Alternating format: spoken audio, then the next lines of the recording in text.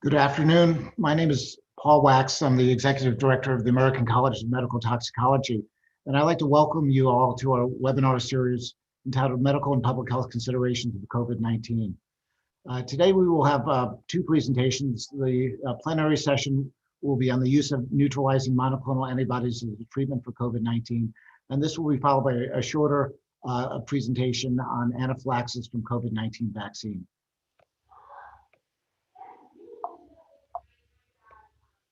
I'd like to thank our webinar series partners for promoting this webinar series. Greatly appreciate it. This webinar will be recorded, and all the registrants will be notified on Friday that it will be up on our website. And all our previous webinars are also up on the website on demand at the URL at the top. We've also developed a series of web series FAQs, and these can also be found on our website at the URL address. There will be a Q&A at the end of the session, approximately 15 to 20 minutes or so. So I would encourage folks to put in their questions into the Q&A box on the Zoom platform, or if you're on the YouTube, you can also put the questions into the chat box. I'd like to thank my co-moderator, Dr. Ziad Kazi, for helping out with the moderation today. He's a board member of the American College of Medical Toxicology and president of the Middle Eastern North African Clinical Toxicology Association, and an associate professor of emergency medicine medical toxicology at Emory University. I'd like to introduce our plenary speaker today. Dr. Peter Chen is a professor of medicine and biomedical sciences and director of the Division of Pulmonary and Critical Care Medicine at Cedars Sinai Medical Center in Los Angeles, California. And he's the first author on a landmark study on monoclonal antibodies that was recently published in the New England Journal of Medicine. It's really my delight to have Dr. Chen join us today for his presentation. Thank you. Thank you very much, Paul. So do I have control of the slides yet? Yes, Dr. Chen, you do. Okay, great. I'm not fine. Oh, there it goes. Alrighty. So, thanks for that introduction, Paul. I'm the division director of Pulmonary Critical Care here at Cedars Sinai, and my usual job has been to do, lab-based research. I have a R1 funded lab that does research in influenza-mediated lung injury. And during this pandemic, I had to repurpose myself to run a lot of clinical trials. And I linked up with a lot of the outpatient clinical trials for the antiviral therapies here at Cedars Sinai. I'm also a frontline caregiver. I've been working in the ICU. And then also as division director, I had to coordinate a response towards COVID and reorganize our ICU to meet the demands. And so I've really seen this disease on all different levels. But what I'm going to talk about today is the use of neutralizing monoclonal antibodies as a treatment in COVID-19. And just to start with disclosures, I do have a paid consultation with Eli Lilly, but they were for projects independent of the monoclonal antibodies. So, currently we have been given emergency use authorization from the FDA for really 3 different types of neutralizing antibodies. The first one came in August of last year with convalescent plasma. This is only for hospitalized patients. And I am going to go through a little bit of convalescent plasma data as part of this talk today. But then in November of last year, both bamlanivimab and casirivimab and indevimab, the Eli Lilly and Regeneron products, were given EUA. They're quite a mouthful, so you'll probably hear me saying Eli Lilly product and Regeneron product throughout the talk. These are strictly for non-hospitalized patients that have mild and moderate COVID-19. They can be given in adults and pediatrics. And I'll go through a little bit of data supporting that and some newer data also. So to kind of start the talk off, I think it's good to understand how the virus works. So when the SARS-CoV-2 virus interacts with a cell, it actually uses the spike protein on top of the virus to interact with the ACE2 receptor. And what happens then is that it causes a conformational change in the spike 2 so that it helps it is taken up by the cell, which then starts the viral replication cycle. And it reproduces tons of these viruses coming out of the cell, and in the process, it kills off this cell. And so if you kill off enough of these cells, it's going to cause damage to the organ, primarily the lungs, and then a lot of inflammation.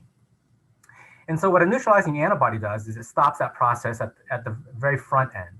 And so it binds the spike protein, and by binding the spike protein at the receptor binding site, it prevents its interaction with the spike protein with the ACE2 receptor. And so by preventing that, you never let the virus enter the cell, and then you stop this replication cycle. It can't damage the cell, can't kill the cell, and reduces the amount of damage that it does to the organ. So, this is a very busy slide, and I'm going to go at a very high level of the immunity towards viruses. And so when you're infected with a virus, you have what antigen presenting cells, and here they use a dendritic cell as a classic antigen presenting cell. And what that antigen presenting cell does is it chops up the virus. It takes all the proteins in that virus and chops it up into small little bits and presents it on its surface. On this side of the slide, where you see the CD8 cells, what it does is it trains these CD8 cells to recognize different peptides on the virus. And by training these cells, then the cells can recognize when any cell in the body has a virus, and it will go and destroy it. These are cytotoxic T cells, and they'll come and kill those cells off and really stop that process of replication. On the other side, you have humoral immunity, where it goes to the CD4 T cells. And these CD4 T helper cells also are trained to recognize the antigens, and they subsequently train the B cells. And by training the B cells, it tells the B cells how to make the antibodies towards these various antigens that is presented to it. So all these little things on the virus is chopped up, and now you make all these different antibodies that can bind the virus. And so when you have a whole gamish of these antibodies, it's called a polyclonal mixture. Poly meaning many clones of the antibodies. And that essentially is what convalescent plasma is.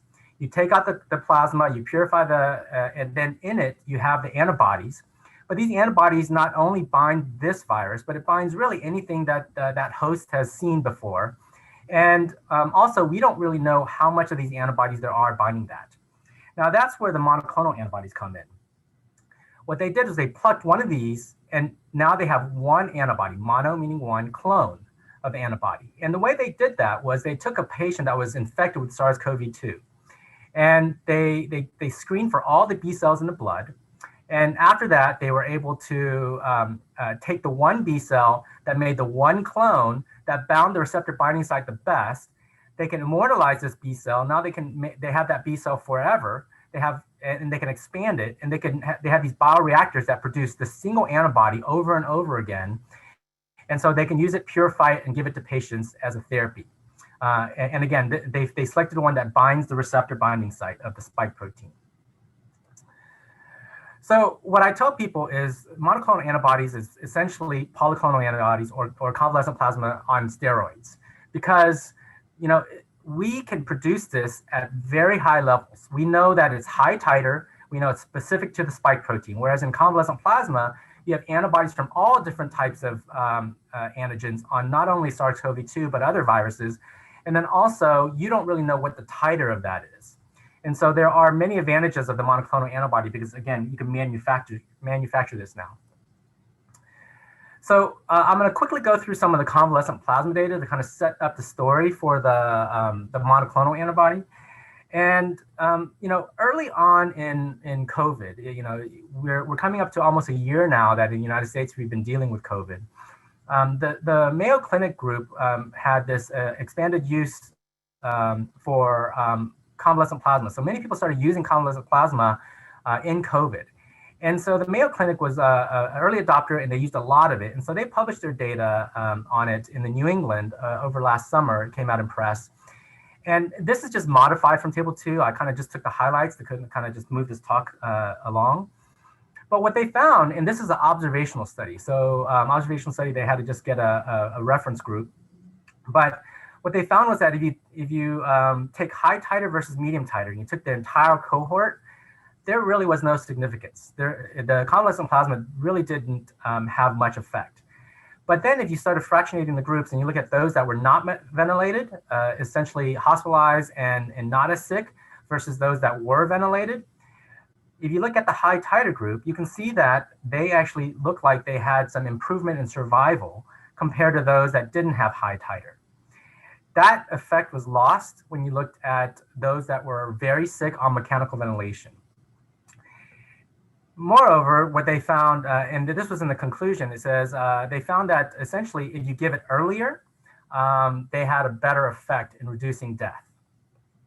And so this was kind of the first teaser that maybe if we give patients with high titer and early on, that you might, with convalescent plasma, be able to reduce the amount of death with patients that have COVID-19. So this paper came out in American Journal of Pathology afterwards, and it had very similar findings. And so here, essentially, it's all comers, matched groups. When they transfused convalescent plasma, there was no difference. When they looked at people that were within 72 hours, it was getting close, but still not significant. You look at people were greater than 72 hours, not even close to significant. And then you look at people that were given the infusion within 72 hours and also high titer, and then now you have significance. And so these studies together, both observational, were kind of giving a signal that if you give the convalescent plasma early on in the course and of high titer, you might have an effect on patients in reducing their mortality.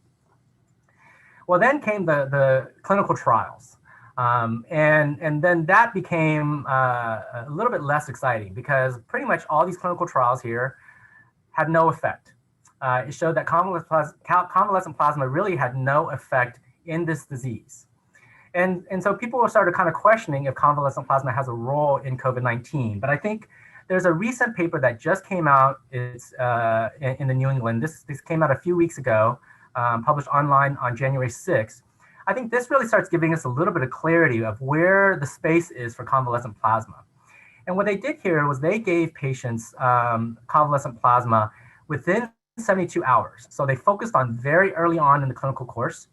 And they also looked at patients that were at high risk, those that were over 75 years old or between 65 and 74 and having at least one of the coexisting conditions such as diabetes, renal failure, and things, essentially risk factors for severe disease. And what they found was that there was a difference in that convalescent plasma reduced the proportion of those that progressed to severe respiratory disease. And how they defined that was basically people who had a respiratory rate greater than 30 or had saturation drop to, I believe, less than 94. And so this was significant, and it was a pretty big drop of almost 50%. And so I think what all these convalescent plasma studies are demonstrating now is that we really have to give it early on.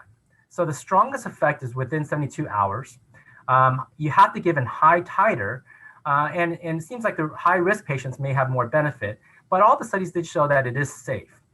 And so one of the things to note about high titer is that most of the convalescent plasma that we collect probably is not high titer. And in our center, we recently talked about this, and only about 13% of the plasma we collect is actually of appropriate high titer.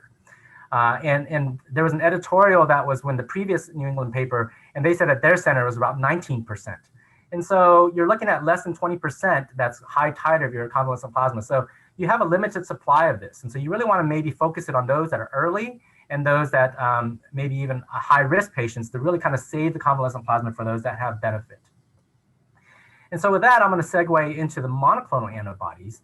And like I stated kind of earlier on, monoclonal antibodies, we can produce this at high titer. So now we don't have to worry about what the titer is. We know this specifically binds the receptor of interest at the receptor binding site, and it's at high titer.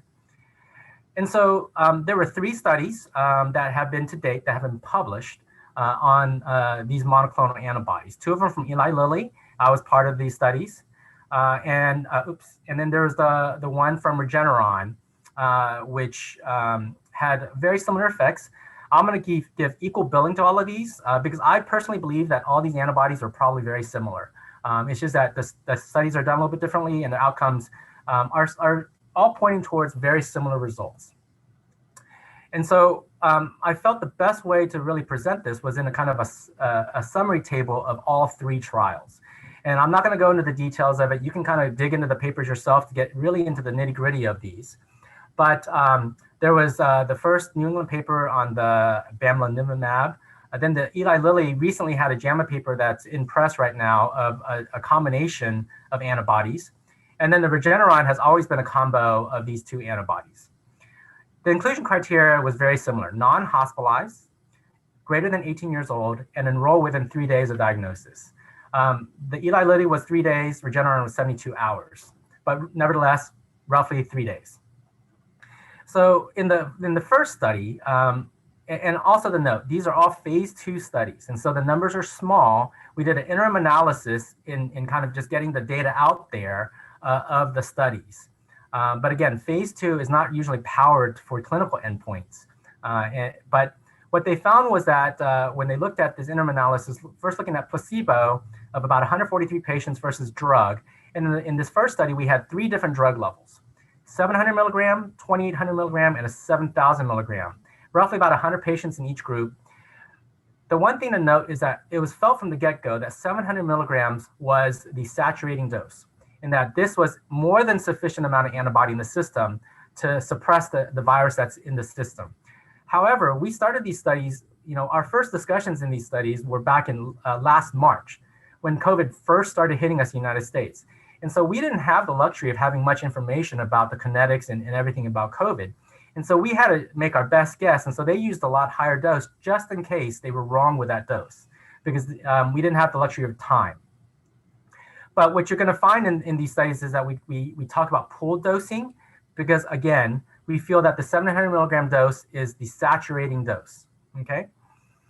So what we found in the primary endpoint, we chose a baseline change of viral load from baseline at day 11 was our primary endpoint in this first study. If you look at the 700 milligram dose, it wasn't significant. 2800 milligram dose, it did decrease virus and it was significant. 7000 milligram dose, not really much of an effect. Pooled dosing, not a significant decrease. And so that was not the most exciting thing to see. It didn't really have a significant decrease in the primary endpoint. However, I want to note that at day 11, what we found was that many of the patients already had either very low or no virus detectable. And so when you have a very low to no virus level detectable, it's hard to show a difference that's suppressed from that. And again, we had to choose very early on this endpoint at day 11 before we knew much about the viral kinetics. And so it did not help us in that respect. But when you looked at one of the secondary endpoints of combined hospitalization and ED visit, this is where we started getting a very interesting signal. 9 of the 143, roughly about 6% of the placebo group, ended up either in the hospital or having an ED visit. When you looked at the pooled group, 4 out of 309, roughly about 1.5%, had a hospitalization or ED visit. And when we looked at those in high risk, when we took patients that were over 65 or had a BMI over 35, this number even became more highly enriched in that the placebo had about 15% that had a hospitalization or ED visit, and the pooled dose had about 5%. And so that's a 10% difference, which is the number needed to treat about 10. There was no difference between the two groups when we looked at SAEs and AEs. And so it really showed that these drugs were safe. And so, this first study was, depending on what side you want to argue, it was not significant from the primary endpoint. Secondary endpoints have to be taken with a grain of salt. It's usually hypothesis driving type of endpoints. But we were finding a very good signal here, a very exciting signal that maybe we were reducing the amount of hospitalization and ED visits with this medicine. Then, recently Eli Lilly looked at the dual combination drug. Again, similar enrollment criteria. Placebo, 152 in the placebo. Drug had 109 with the two, and this time we used 2800 milligrams in both of these antibody levels. And they did find a significant decrease in viral load at day 11. But again, what's more important is when you look at this secondary endpoint of hospitalization ED visit, it's highly consistent with what we saw before. About 6% of placebo was hospitalized or had an ED visit versus about 1% of the treatment was hospitalized or had an ED visit. So again, replicating the findings in that, it looks like there's a signal that this may reduce the amount of hospitalization and ED visits. Again, it was found to be safe. And then finally, the Regeneron product had a very similar trial. In their interim analysis, they had about 93 in placebo, and then their drug group, they had two different drug levels, a 2.4 gram and an 8 gram drug level, and again, about 90 patients in each of those. And you can see when they looked at viral level change from day 7, there was not much difference in the, at least not a significant difference in the 2.4 gram group. There was a significant difference in the 8 gram group. Combined, you did have a significant decrease in the viral load. But again, you look at the combined endpoint of hospitalization and ED visit, very similar results. The placebo had about 6% that were hospitalized or had an ED visit. Combined had about 3%. And again, they also found it was fairly safe. And so, altogether, these are all kind of giving us really nice signals that it might reduce the amount of hospitalization and ED visits for these patients. And so in this slide, this is not published data, and so you can take that with a grain of salt. But this is the BLAZE-1, which we continued the study as a phase 3. And we enrolled patients that were high risk, that were very similar to the EUA criteria of, and I'll go through that in just a second. But essentially, they had to be high risk patients. And now we looked at the primary endpoint of having either hospitalization or death of any cause. And so we had 500 in each group, a placebo group and a treatment group. We had a very large decrease in the number of events. 7.7% rate here, 2.1%, almost 70% drop, which is highly significant in the amount of either hospitalization or deaths between the two groups. More importantly, when we looked at deaths, there were 10 deaths in the placebo group. 8 of them were considered COVID related, no deaths in the treatment group. And so now this data is really starting to come together now that we have more patients and looking at a clinical endpoint as our primary endpoint, that this treatment does seem like it's going to reduce the amount of deaths and hospitalizations for patients. And so the data is getting stronger and stronger. Like I said, this is not published yet. It's only in press release. And I can tell you that the paper is about to be submitted. So the other thing to note with these monoclonal antibodies, it has not been found to be beneficial in hospitalized patients. This is the ACTIV-3 study. There was an ACTIV initiative that was run out of the NIH. It basically co-opted a lot of clinical trial networks. One of them is the PEDAL network, which we are involved in. And so what we tested was the monoclonal antibody from Eli Lilly. This was done last summer to see if it had an effect in hospitalized patients. And these were hospitalized patients that were not ventilated. And what we found, if you just look at these Kaplan-Meier curves, that there just was no difference in sustained recovery or time to discharge. And so, it was a negative study. And so the monoclonal antibodies are not felt to be beneficial in an inpatient setting right now. So this is the EUA criteria for giving the monoclonal antibody. Now, one thing to remember is that the patients have to be given this within 10 days of their development of symptoms. They have to be outpatient and they can't be on oxygen. Now, there is a caveat. If they are hospitalized for some reason that is not because of COVID-related illness, then you could make that argument that they can be given, but for the most part, they should not be given to hospitalized patients.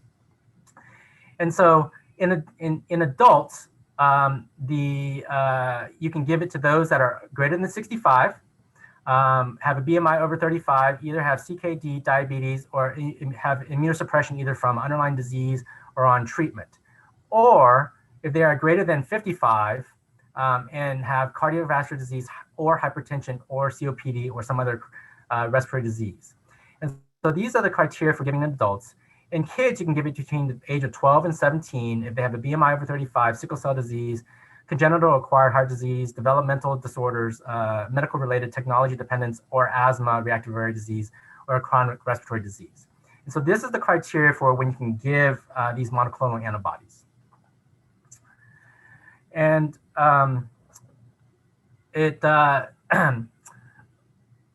so this is how we do it at Cedars Sinai. We have an order set that our physicians or caregivers, any caregiver can prescribe with patients that are diagnosed. Again, they have to be within 10 days of symptoms in order to fit that window. And so it's sent to the pharmacy. The pharmacy has to vet this. They make sure, double check that they met the EUA criteria, and they also make sure that they are within 10-day window. And so then they schedule it. And we've gotten a lot better at scheduling where we can almost give this the same day now if it's an early morning order versus next day if it's in the afternoon. And then we schedule them for an infusion. It's a 1-hour infusion and 1-hour monitor. Now this changed recently that the Eli Lilly product can actually be infused within 16 minutes now. So we can infuse at a lot faster rate. But we bring them to an infusion center and give them this antibody. And so, the problem with this is that most infusion centers have cancer patients. And so that it's very difficult to find these spaces to infuse the patients. But we were able to make it work. I've heard of some people using tents and other space to give these infusions. And one of the things to remember is you have to monitor for 1 hour because you have to monitor for anaphylaxis or any kind of infusion reaction. Throughout the trials, we have found a few. It's been a very rare event, but it can happen that you can have that infusion reaction. But we personally have not seen any infusion reactions. Throughout all our trials and also giving the EUA, we've probably seen over 1,000 patients now. And we have never had any infusion reactions yet, but it can happen. One other thing we've recently done is we started partnering with home infusion services. And so that when we get an order, we send it to the home infusion service and they actually set up the infusion to give the monoclonal antibody either at home or somewhere else. And I've actually been talking to some CMOs of dialysis centers and so forth, where they're actually giving it in their centers also to COVID patients. Also, one of the things is CVS Quorum has a service now where they're actually giving this. And so you can actually, they're doing pilot programs in several cities throughout the United States. And you can send the prescription to CVS Quorum and they will actually handle the rest from there. And they will go to the house and infuse it. So I'm going to stop or finish the talk with talking a little bit about mutations because there's been a lot of angst, I guess, in the about these mutations that are popping up with COVID, the SARS-CoV-2 virus. And one of the things you have to remember is that we've always known that RNA viruses would mutate. And RNA viruses tend to be on the high end of the scale of mutation. They tend to mutate at a higher rate. It's pretty much because they use what we call RNA polymerase and not DNA polymerase, which RNA polymerase just doesn't have as high fidelity, doesn't have the proofreading of the DNA polymerase, and therefore you can introduce a lot of mutations into it when you're replicating the RNA. But the thing to remember about mutations is there are good mutations, there are bad mutations, and there are neutral mutations. If it's a bad mutation, the virus can no longer replicate, it loses some kind of fitness, and so it doesn't keep up with the rest of the viruses and it will eventually drop out. However, if it's given some beneficial mutation, then over time, it can actually develop some kind of advantageous effect that will let it come out in a population. Say, for example, if you can run faster from someone else, over time, you're going to end up having a much longer lead in that race than someone else. And this is essentially Darwinism. It's natural selection at its best. And the way that I thought would be an easy analogy to describe it is thinking about antibiotic resistance. If you have a bunch of bacteria and a couple of them are resistant to an antibiotic, and then you treat that patient with an antibiotic, and you start killing off all the bacteria that are susceptible, but the bacteria that are resistant cannot be killed, they will start growing, and then they will become the dominant population. That's essentially what's happening with these viruses, is that they are mutating and generating some kind of fitness that lets them exceed above the rest of the population. If they can get in the nose better, they can survive better in the oral pharynx, something that is letting them survive. And so, when I first started putting this together, we were talking a lot about the UK variant. Now we're talking about, the South African variant or the Brazilian variant. There's going to be more variants to come.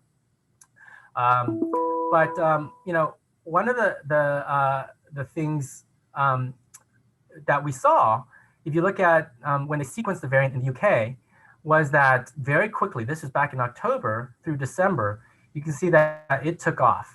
And it's because it had something that allowed it to basically either infect someone else easier or stay in this environment a little bit longer than these other viruses that gave it a fitness to come out on top. And so, you know, can these variants escape monoclonal antibodies, these neutralizing antibodies? And so I decided to draw a little cartoon to kind of explain what might happen. And so this is the virus, this is the spike protein, and this is the receptor binding site where the antibodies bind, okay? And so this is where it interacts with the ACE protein. So if you look at these combination antibody products, for example, the Regeneron product, or the newer version of the Eli Lilly, you know, the new trials we've been using 2 antibodies. They will bind 2 different regions of this receptor binding site, 2 different epitopes, essentially. And they will block that this receptor binding site from interacting with the ACE2 receptor. Now, we start having mutations, as we expect, along the spike protein, as denoted by these different colors. If they happen in a spot that's not the receptor binding site, not going to have an effect, because the epitopes still bind the antibody's still going to block that virus from entering the cell. Now, if you start having mutations in the receptor binding site, it can knock off one of these antibodies and prevent that interaction if it is at the right site, exactly on the spot of that epitope. So these are all random mutations to date. And so, you know, there's not enough selective pressure in the environment for these antibodies to select out for these viruses to be resistant. But if by chance you have the right combination of mutations that hit both sites, then both antibodies won't be effective in suppressing it, and essentially is rendered useless. But you know, Regeneron did some studies. It was published in Science a couple months ago, where they showed that you know, using the dual antibody combination, they can actually reduce the amount of these escape mutations from happening. And so we think that using 2 or 3 antibodies probably will not lead to resistance to the actual drug. And I can tell you also, we're testing a new antibody right now. It's from GSK, where they've partnered with Eli Lilly for the outpatient studies, but it also is being used in the inpatient active 3 studies. And this GSK antibody was found with the original SARS virus, the SARS-CoV virus.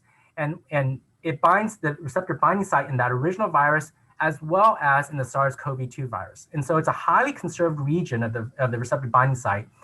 And that would suggest that it's a region that can't be mutated, because it's conserved over time. And that if you mutate that region, as I said, that it might be a detrimental mutation that the virus can't survive. And so that is something that might be coming down the pike for us. So just kind of in conclusion, you know, I've already talked about the convalescent plasma. We want to give early, the data showing that you want to give early in 72 hours. These are for hospitalized patients, and high titer has more benefit. And then it seemed like it has more benefit for those at high risk. But then the monoclonal antibodies also, our studies are showing that it's better within 72 hours. The EUA gives you 10 days within symptoms, but our studies were designed to be 72 hours within the diagnosis. And it's not at this time shown to be beneficial in hospitalized patients, and so it should not be used in that setting. And it seems like it has a more dramatic effect in those of high risk, and both of these seem to be safe. So I'm going to end there and pass the mic.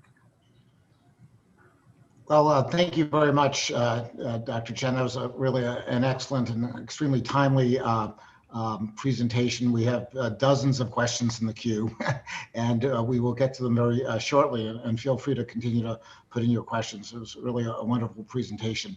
Well, at this time, I'm going to share with the audience an update regarding anaphylaxis from the COVID-19 vaccine.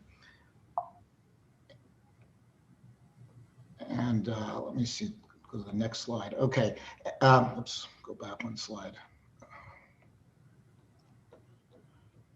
Okay, so ACMT, the host organization for this webinar series, has recently put together a pharmacovigilance project looking at adverse drug reactions from COVID therapeutics. This has been funded by the FDA, and we're really delighted to be able to stand up this program, which really just got going in the last several months. This is part of our Toxicology Investigators Consortium, which is an ACMT multi-center research group. And for this particular project, we've stood up a multi-center program at 15 university medical centers across the country. Just really getting this all stood up over the last 8 weeks or so. And we've been reporting on adverse reactions to a variety of drugs that are used either in the treatment of COVID-19 or drugs that people are also taking at the time of their treatment for COVID-19, and also some drugs that people are using prophylactically to potentially prevent COVID-19. So a number of different drug categories we've had cases submitted from, but most interestingly are the cases regarding the newer therapeutics, particularly the antivirals, and now starting to get some cases on the monoclonal antibodies and vaccine cases. So these are the numbers to date. They're still relatively small, but we've just stood this up literally in the last few weeks. One of the vaccine cases is a very interesting case, and I want to present that. It's a case of anaphylaxis. And before I get to the actual case presentation, just review some of the recent data that's come out. So this was an MMWR report on the first 10 days of the Pfizer vaccine, and the incidence of anaphylaxis in this series was 11 cases per million doses. And also of interest that 71% of these cases occurred within 15 minutes of vaccination. And this is important to keep in mind. There's some subsequent data that's been reported from the Pfizer vaccine where the number of cases may be actually lower, maybe more like 5 cases per million doses. And this was a paper that just came out just last week looking at the Moderna vaccine, and the anaphylaxis in this case was 2.5 cases per million. So again, very tiny number of cases. And in this series, the 9 cases, 9 out of the 10 cases occurred within the first 15 minutes after the vaccination.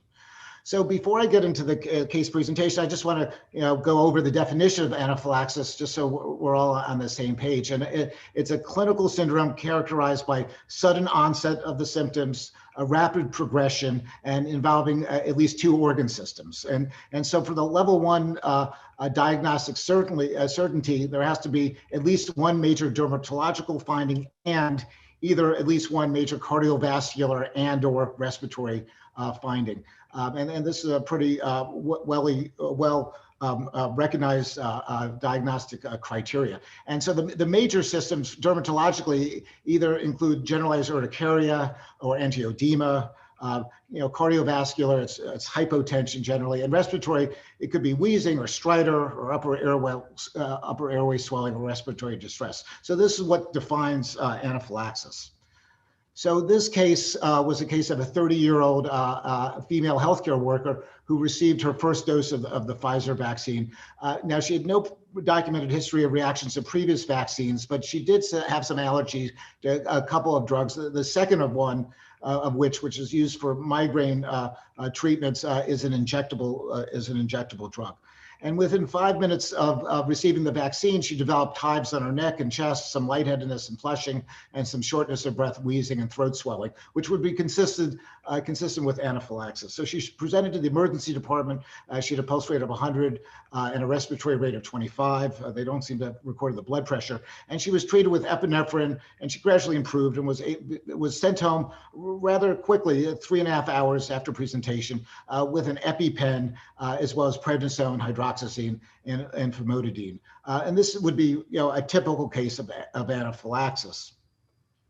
However, on the next day, she again developed some shortness of breath, and her husband administered the EpiPen that she'd received, and they called the EMS, and they arrived. They gave her some additional epinephrine and diphenhydramine, and they brought her back to the emergency department.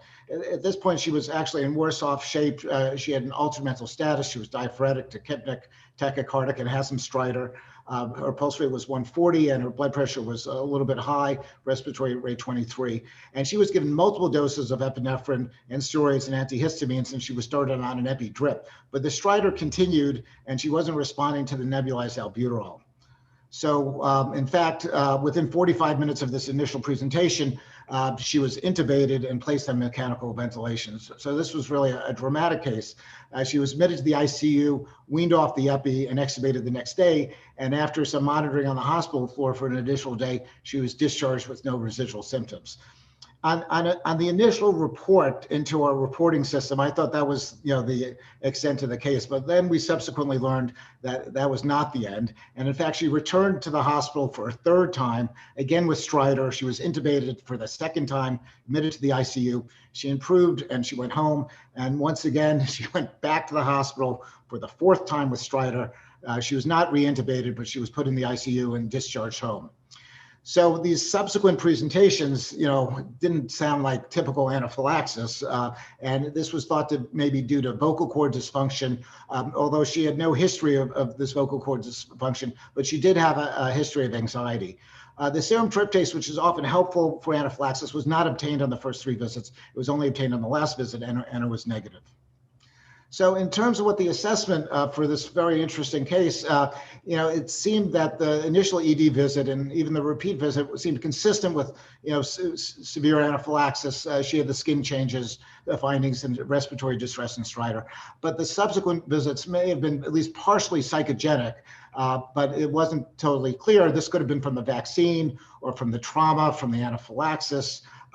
And there were a few objective findings noted on the later visits, like uvula inflammation. So it may have been from physical trauma to the airway. Again, it was not clear, a very unusual case.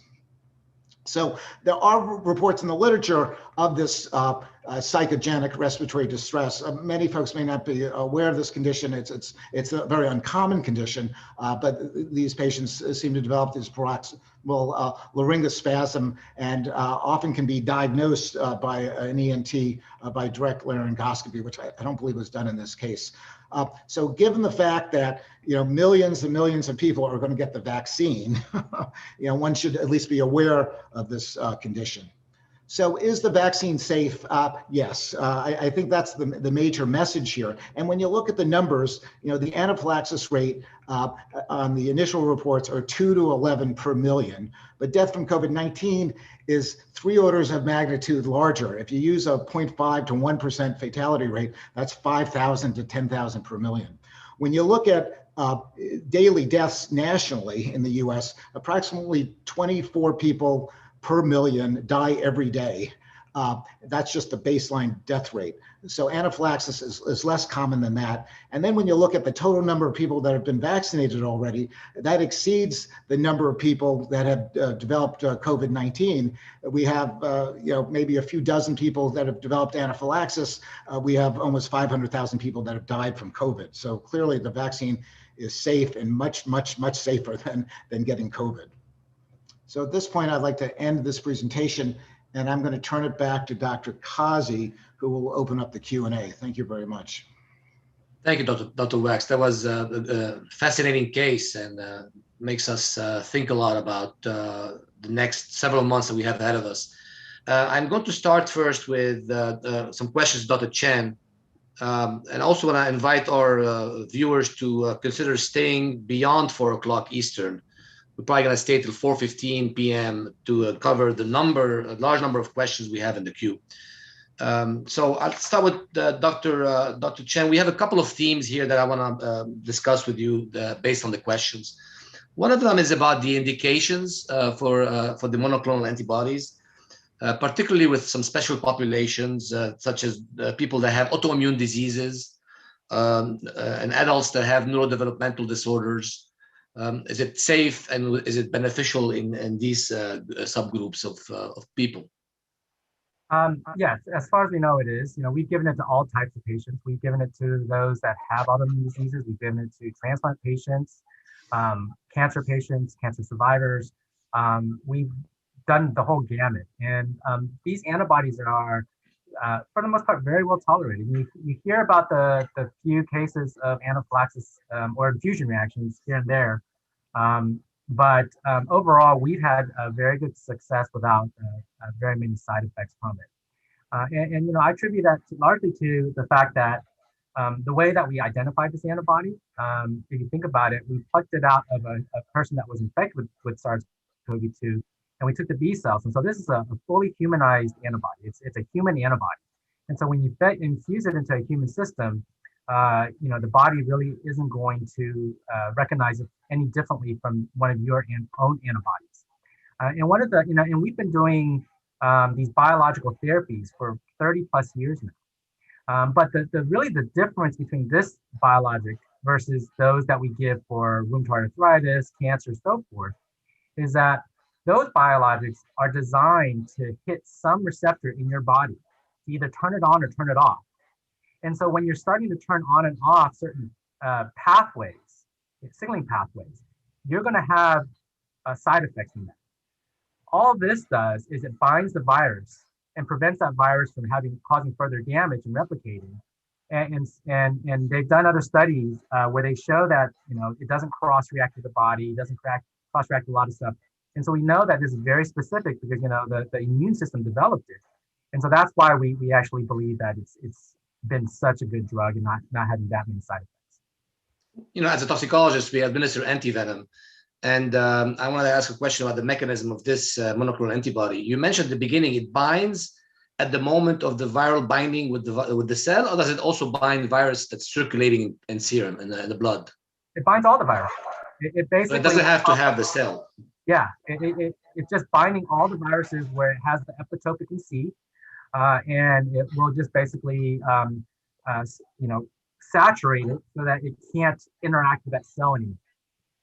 Excellent. Now, there were also some questions surrounding availability of these therapies. For example, what is it? What is being done to make sure this drug is available to our most vulnerable populations, including in rural areas, as well as the cost of this therapy, and then how it compares to the cost of convalescent plasma, please? Sure. So those three questions. So the availability right now is all distributed through the states. So when the EUA was given to these antibodies for both the Eli Lilly and the Regeneron products, they basically donated, I can't remember how much, maybe 500,000, I don't remember the number.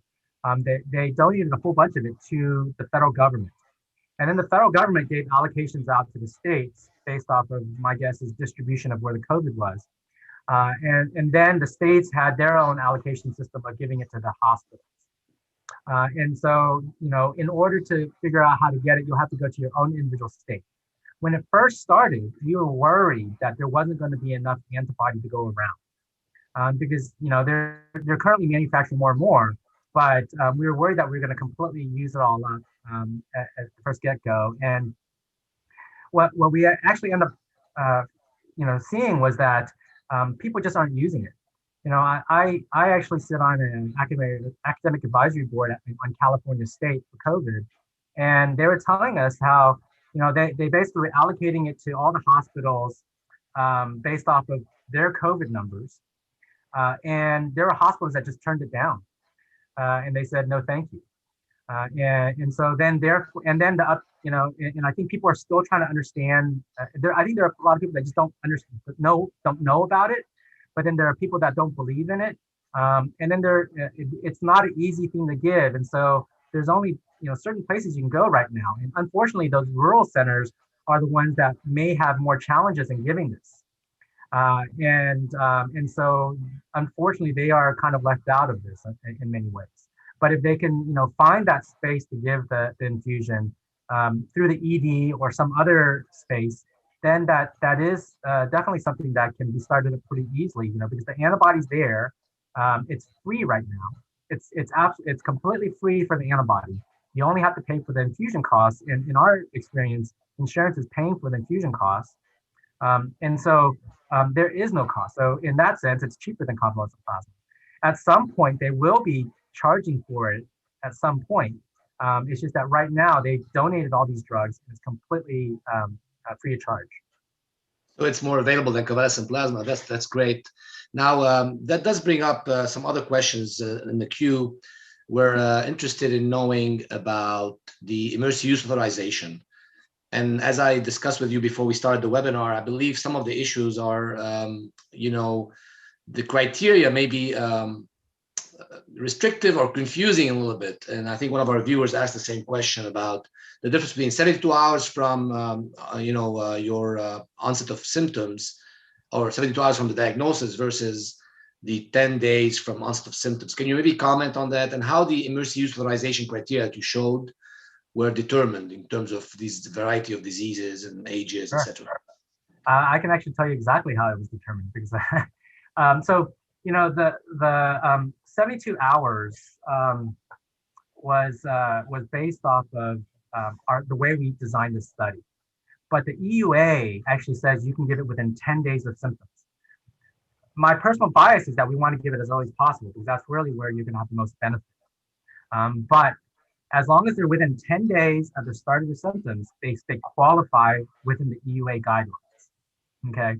And, I think I read in one of the questions, you don't have to be over 65. Over 65 is one of the criteria. But if you're 18 and your BMI is 35, you qualify. If you're 20 and have CKD, you qualify. So all those others are, it's a or, not an and on those criteria. So if you're over 65, if you have a BMI over 35, if you have CKD, diabetes, or if you're immunosuppressed for whatever reason, any of those, if you have any of those checked off, they're qualifying for you to get the antibody. If you're over 55, then you have to have either cardiovascular disease, hypertension, COPD, or chronic respiratory disease if you don't have those other things I just listed off. Okay. Yeah, this is quite inclusive, actually, very inclusive set of criteria. Now, what are your thoughts? And I know you and I discussed that with Dr. Wax earlier, but maybe the viewers would love to hear your thoughts about potentially one day and deviating from these criteria and administering it maybe on an empirical basis when you suspect the diagnosis in your patient, knowing that we have some delays in the confirmatory test with the PCR. Yeah, right now we can't deviate from it because it's we have to stick within the EUA. Obviously, if it were to eventually get FDA approval, people always tend to kind of take their liberties. I think that's just the general way we do our practice of kind of expanding where we might want to use it as off-label. But I think what we were saying earlier was that these trials were very strict in what they studied. But there's still a lot of gray of kind of where we don't know, where people fall through the cracks. And so I think you have to kind of use your best judgment. I think for hospitalized patients, it has shown not to be beneficial. But like I stated, it is allowed in hospitalized patients if they're hospitalized for something else that's not COVID related. We've had people that came in for a procedure and we do a COVID test and it ends up, it's positive. And so if they're a high risk and they're like, oh yeah, I got exposed to someone 2 days ago and I just didn't think I got it, that might be someone you'd want to do it in, And so I think you have to use your best judgment. But I think what all the studies are showing is that it works. It works best in high risk patients and it works best early on in the disease course. You wait too long, it's just not going to have that effect because you're kind of past that viral part of the disease and you're more into the inflammatory part. That makes sense. I mean, we do that, and you pointed it out. We do that for antibacterials all the time. We try to give it early. Now, regarding the question vaccination. So one of our viewers was asking a really good question. So he had a patient apparently that received the 2 doses of the Moderna vaccine and then developed COVID. Can they get the monoclonal antibodies? Say they fulfill the EUA criteria? Was there an issue there with the vaccine? So they can. It's not specified in the EUA as far as I know, because when it first came out, we didn't have vaccines yet. That if you have the vaccine, you cannot get the antibody. We have done it here for those that got the vaccine because you have vaccine failures. And so people can still get COVID, and so they should have the treatment just like anyone else. Can you recommend the based on the kinetics of the monoclonal antibodies, when would be a safe? Because I think the CDC would say consider waiting a couple of weeks after the monoclonal antibody to get the vaccine. So that's actually defined in the guidelines. They say 90 days. And the reason 90 days, I'm sorry, 90 days was for people that got infected. But I was asking if you've gotten the monoclonal antibody, when can you get the vaccine? 90 days. And 90 days, wow. So these antibodies, I don't know about the Regeneron, it's probably similar, but the Eli Lilly antibody has a half-life of 17 days. And so, it's, 3 half-lives is 90% roughly. That's 45, 50 days down the line. And so the antibodies will still be floating around for quite a while.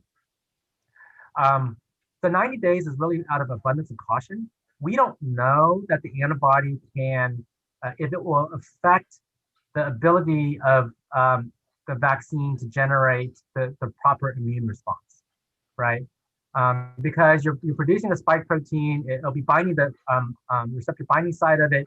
And so you could feasibly say that maybe it's going to block that ability of that vaccine or the vaccine to produce antibodies towards that. I'm not sure I totally buy that idea. But that's what the CDC recommends right now, is that you should wait 90 days after you get the monoclonal antibody. And honestly, I tell everyone, now waiting 90 days is no harm, no foul.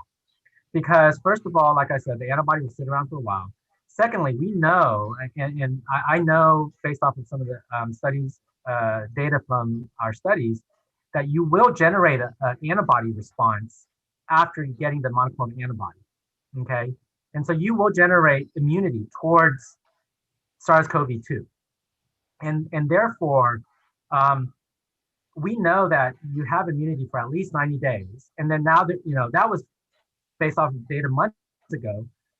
There's more recent data that shows you can have immunity up to at least 8 months. And as we go down farther down the line, we'll get a better idea of when people start losing that immunity, because we just don't have the lead time right now to figure all that out. And so if you wait 90 days, you're probably still going to be immune. So it's not going to hurt you to wait 90 days for that vaccine. Excellent. Just to make sure I did not confuse the viewers. So if you are considering getting a vaccine, wait 90 days after your monoclonal antibodies. And if you are vaccinated and then develop COVID-19, then you can just get treated like anyone else, including the monoclonal antibodies. Excellent. That's great. What about, I have a couple of questions about the convalescent plasma, if that's okay. One of them was, can you pool plasma for different the donors to get a high titer? So, well, what ends up happening is if you pool donors, you end up diluting the high titer, right? Because let's use the example of 1 out of 5 of the plasma are high titer. And so you pool every 5 by, just hopefully by random chance, you're going to get some titer in there. Well, you're going to dilute that titer by 1/5. And so is that going to be good for you? I don't know, And then can you talk a little bit about what a titer means? I mean, I know you've talked about the doses, the evolution of the dose of the Eli Lilly product. So how do you all determine that this is a good titer, have a high titer, what is good enough? Yeah, so that's more on the lab side of things, the blood bank. I don't know what their cutoff is, I'll be honest. I know that when the EUA first came out, I think there was like one specific test you're supposed to use to determine if it's high titer. And essentially a titer it's a neutralizing assay where you do a serial dilution of the antibody until it doesn't work anymore. And that gives you a sense of what the titer is. That's coming up a lot nowadays because people that had COVID already, and when they're considering to get vaccinated, they go and measure they go and get a serology test, which gives them a number, but I don't know if this is really a useful number, or do they need to get a special test? I don't think that's useful at all. I think that's false hope. There's been a lot of studies out here that have come out that show that people who had mild infections, we know that if you have mild infections, you tend to have lower titer of antibody. And there's studies that have shown that if you take the patients that were infected and you can't find any antibody in their system, if you pluck their cells out, you can actually find the cell the cytotoxic response, and you can induce the B cells to generate more antibodies. That's immunity. That's what our immune system does, is that it has this memory. And so if it's re-challenged, it comes back up in full force very quickly. And so just not having an antibody level doesn't mean anything. And so I actually tell my patients, don't check it because it's going to freak you out if you don't have it. That's good advice. Okay, great. Moving along on some other questions here regarding the, regarding the administration. I was really impressed by the various strategies that are being, developed, including this pharmacy thing and the home health service. What about nursing homes and long-term care facilities? Are they picking this up? Absolutely. And so I think that they actually would be high targets for this. So there was another study called the BLAZE-2 study that Eli Lilly conducted, and I wasn't part of that. And so I can only kind of very superficially talk about it because I know about it. And they recently, again, released their stuff in press release. So you have to take all that data with a grain of salt. But they're not going to make up the results because they're going to publish it eventually. Essentially, what they did was when a nursing home had an outbreak, they actually had an RV that they sent to the nursing home, and they gave the antibody to everyone, those that had positive infection and those that didn't have infection, including the staff. And I don't remember the exact numbers of what, I want to say it was about 200 patients that they had in the study. And in the press release, I remember what was striking was that in the patients who were infected with COVID, they reduced the number of deaths with the treatment. Wow. In the nursing home. And in the patients that didn't have COVID at that time, they reduced the number of symptomatic COVID, so reduced their symptoms if they did develop COVID. And I want to also say that they did also have a signal in reducing the amount of death. I don't remember if it was a phase 2 or 3. I don't remember the details of it, but it was very striking results. And so what we've done in our system is that, in our ED, if we have patients that are sent to be evaluated from a nursing home or whatever, or SNF or something that has COVID, if they meet the EU criteria, we give them the shot and send them back with a shot. Excellent. Well, that's really fascinating considering the asymmetric effect on our long-term care facility residents and staff. Having these options tested and tried is definitely good. Before I turn it over to Dr. Wax, Dr. Wax, I have a couple of questions for you. We may have some more questions for you, Dr. Chen, so stick around because the list of questions on the Q&A is ballooning up, so I'm gonna have to try to catch up on them. But Dr. Wax, can you tell us more about tryptase? You mentioned this test. One of the viewers was asking, what is serum tryptase? Well, it's released from mast cells. It's an enzyme, so it can serve as a marker of an anaphylaxis reaction. But usually there's a window which starts about 30 minutes after the onset of the reaction. So if you measure it too early, you may not pick it up. Usually 30 minutes to 90 minutes or so would be the ideal window to pick up the mast cell degranulation. It's a marker. Now, we've heard from the CDC that polyethylene glycol is one of the issues here.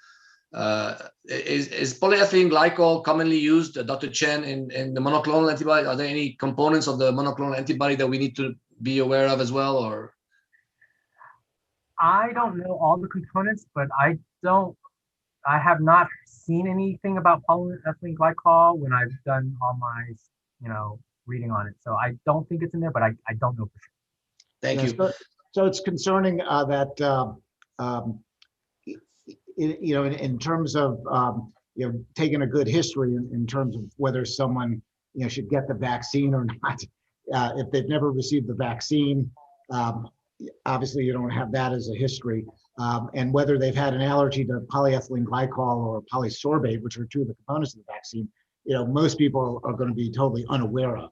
Now, previous allergy to injectables certainly should raise a possible red flag. And as it turns out, the case that I presented, she did have a previous allergic reaction to an injectable. So that may have been a red flag that was potentially missed. But, the questions often come up, okay, so on the first dose, they had a reaction. what do you do about the second dose? And we're still gathering data on that. I mean, if they've had an anaphylaxis reaction to the first dose, you should not get the second dose, period. Now, if you want the second dose and you want to be careful about receiving it, the CDC recommendation is to consult with an immunologist or an allergist. So that's what I think is definitely in hand. Whether you should suddenly pre-treat someone with steroids or antihistamines like we do with other medicinals that will give despite a previous history of an allergy. There's just no guideline yet for that sort of approach. So I think consulting with an experienced allergist would be the best condition. Now, if you've had a more minor reaction, but it's to the COVID-19 vaccine, there should be some concern about again giving the second dose, and probably the best thing to do again would be to consult with an allergist.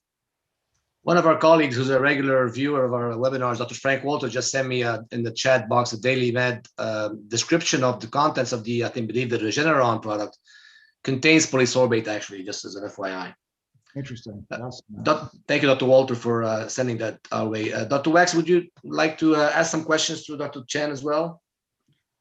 I know we have tons of questions on the list. Yeah, sure. Yeah, I think, you've been keeping up with which questions have already been asked, so maybe you should continue this. I know there's some, still questions about the accessibility and folks really trying their best to get the monoclonal antibodies. And if someone's not connected, they don't have a primary care doctor, they don't want to go to the emergency department. There's not exactly a 911 number to call. Do you have any recommendations? I'm sorry, is that about? If they're really not, integrated into the healthcare delivery system, they don't have a primary care doctor. Yeah. They have the onset of symptoms. I mean, where do they go first to get, the monoclonal antibodies? How do they get into the system? What I'm hoping is that we can start having our urgent care start ordering this. And that would be a possibility of, it's about getting people kind of aware. It's about awareness of what's available. And I'm hoping that if, once we get the phase 3 published, that people will really start buying into it and having widespread use. Because in order for this to work, to really save people, save our hospitals from having hospitalization, you have to give it to a lot of people. It has to be really kind of massive in that respect. And so it really has to go through our PCPs and urgent cares and so forth. And so if people don't have a PCP, then hopefully we can get an urgent care and then they can put that order in, because we've been trying to streamline our process where the physician or nurse practitioner or whatever can order it and not come to our infusion center and just go straight to an infusion service and then just have it done that way. Dr. Chen, when you give the monoclonal antibody, one of our viewers is asking, can you tell how many days it needs to have an effect? I know this data may not be available, but I thought I'd just ask it of you. So what the data does show is that it will reduce symptoms faster by like a day or two. In general, I can tell you that when we give it to people, it's quite interesting because a lot of people actually feel much better very quickly. They'll oftentimes go home and have kind of a what we call the cytokine release syndrome, where they might start having a little bit more chills, fevers, achiness. It tends to be very mild and short-lived. Usually within 12, if not 24 hours, it'll go away. And then after that, they oftentimes say they feel great after that, and it just everything just melted away. And so you might have an initial increase. And so the cytokine release syndrome essentially is when you give the antibody, the antibody is binding the virus. And so your immune system now recognizes the virus better. And so it's going to start having a little bit more inflammation, but then that will quickly clear the virus. And then it all dies back down within, again, like I said, 12 to 24 hours. It's kind of anecdotally what I've noticed. Yeah, so just as a follow-up to that, so in our surveillance system of ADRs from COVID therapeutics, of the dozen or so cases we got from the monoclonal antibodies, some of the symptoms have been lightheadedness, hypotension, and headaches, and there was one case of burning in the lower extremities. Are those the sorts of symptoms that you might have seen in your trial, or would be consistent with the cytokine release syndrome? I think they can all be consistent with that. Okay. We've seen a number of things. I remember when we first started it, we've been doing this since phase 1. And if you remember from the first trial, they had a 7,000 milligram dose, a very high dose, 10 times what we're giving now. And I had one patient say that they could smell it in their skin. but that we've had people who've had burning sensations, and things like that. So all of that could be consistent. Dr. Chen, a couple of quick questions. Someone was asking if I've received the COVID vaccine, can I donate plasma for convalescent plasma? I was actually wondering that same question today. Okay, we can ask that question to some of our it's not really my world. What I do know, what I've heard through our blood bank, is that people who get the vaccine have very high levels of antibodies. And so it's an interesting question. I don't know the answer. Okay, a couple more questions, I think, before I turn it back to Dr. Wax. If you developing, two questions regarding the mutations. One is whether the treatment with monoclonal antibodies, a one-time treatment, is it enough to cause some pressure for the virus to mutate and no longer respond to the treatment? And then the second question, the follow-up on that is, let's say there is a mutation that affects those binding sites. How quickly can a company make a new monoclonal antibody? Is it pretty simple, the process, now that you have kind of done all the legwork? So, the first one, if you, what the Regeneron paper showed in the science paper, they showed that essentially if you use the combo, it reduces the chance of you selecting out these mutants, okay? If you use a single, it could have a higher chance of selecting out mutants. But you have to remember, in order for that to become significant, you essentially have to treat someone with the antibody. They have to have a resistant mutant that then infects someone else to propagate, and that mutant has some advantage to continue outpacing the other virus that's out there. And so in theory, it can happen, but a lot of things have to fall in place for that to happen. Plus, it's just a single dose, and it's not as widely used. Exactly. And then the second question, it's not easy to read because you have to redo the entire study for every antibody. And so that's not so easy to do. That's why I think I'm personally very excited about this GSK product, because if the GSK antibody, which was found in the first SARS, works for this SARS-CoV-2, if it's in a region that just doesn't mutate, because if it does, the viruses can't propagate any longer, then we have an antibody that could be used for COVID-25, right? That's good. That's basically a lesson from history, something we can use from the previous SARS-CoV outbreak. Very good, Dr. Chen. Dr. Wax, I think that just a question just popped in for you regarding other precautions with the vaccine in terms of allergies to other medications. If you want to comment on that and then conclude. For those who have an allergy history to other medications, it's thought to be safe to go ahead with the vaccine. In certain conditions, the observation period is to be longer than the typical 15 minutes, which is currently recommended, and there would be a 30-minute period of observation. As mentioned from the reports from MMWR, almost all the severe reactions have occurred within the first 15 minutes. But again, those with histories of allergies to other sorts of medications, the observation window should be longer. Thank you, Dr. Chen. Again, I want to thank you personally and on behalf of our participants for a wonderful presentation and Q&A. Same for you, Dr. Wax. I know you're a part of our family, and but still, this was an excellent update, and I'll turn it back to you for conclusion.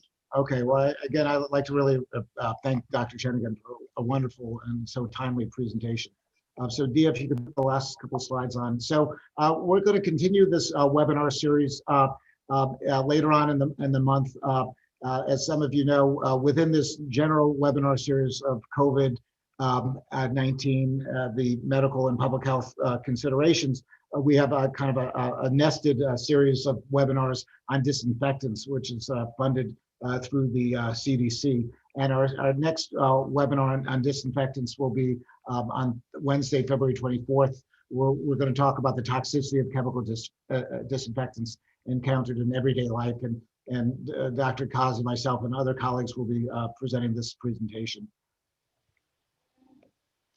So all the prior webinars are summarized in our prospectus, which you can get onto our website.